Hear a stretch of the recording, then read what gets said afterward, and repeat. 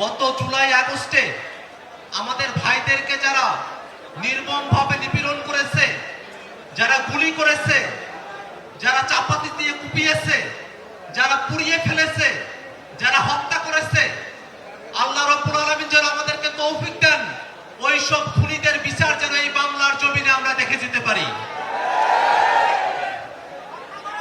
আমরা দাবি জানাই এই সব খুনের খুনি, সকল খুনের নির্দেশদাতা, জাতিসংঘের রিপোর্টেও যার সংশ্লিষ্টতার কথা এসেছে, ওই খুনি হাসিনা এখনো ভারতে বসে বাংলাদেশের বিরুদ্ধে নানাবিধ ষড়যন্ত্র করে যাচ্ছে। আমরা অন্তর্বর্তীকালীন সরকারের কাছে দাবি জানাই, আজ আহত এবং শহীদ পরিবারের পক্ষ থেকে আমরা দাবি জানাই, অতি দ্রুত শেখ হাসিনাকে দেশে ফিরিয়ে নিয়ে এসে বিচারের মুখোমুখি কাঠগড়ায় দাঁড় করাতে হবে। যদি শেখ হাসিনাকে বাংলাদেশে ফিরিয়ে নিয়ে আসা না যায়, তাহলে আন্তর্জাতিক পরিমণ্ডলে হলেও আন্তর্জাতিকভাবে শেখ হাসিনার মানবতা বিরোধী অপরাধের বিচার সম্পূর্ণ করতে হবে।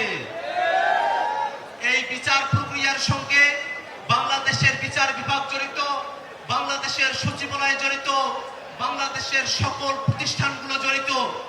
গত 54 বছর ধরে বাংলাদেশের প্রতিষ্ঠানগুলোকে ভঙ্গুর করে রাখা হয়েছে।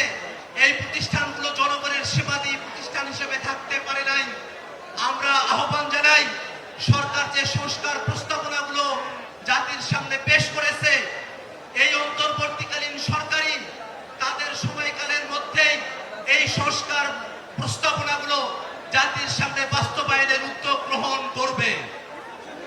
আমরা সরকারের কাছে দাবি জানাবো, কোন প্রকার ছলছাতুরির মধ্য দিয়ে, শুধুমাত্র নির্বাচনের আলাপের মধ্য দিয়ে সংস্কার এবং বিচারের যে দাবি, সেই দাবি থেকে জনতাকে পিছুপা করে রাখা সম্ভব নয়। অতএব আমরা আজকের এই ইফতার মাহফিল থেকে, এই দোয়া মাহফিল থেকে আমরা আল্লাহ রাব্বুল আলামিনের কাছেও চাই, আল্লাহ রাব্বুল আলামিন আমাদের মনের আকুতি, আমাদের দোয়া আল্লাহ রাব্বুল আলামিন যেন কবুল করেন। একই সাথে আমরা শহীদ পরিবার, আহত যোদ্ধা এবং জাতীয় নাগরিক পার্টির যারা সদস্যবৃন্দ আছি, আমরা রাজপথে হাজির থেকে এই খুনি হাসিনার বিচার এবং বাংলাদেশ রাষ্ট্র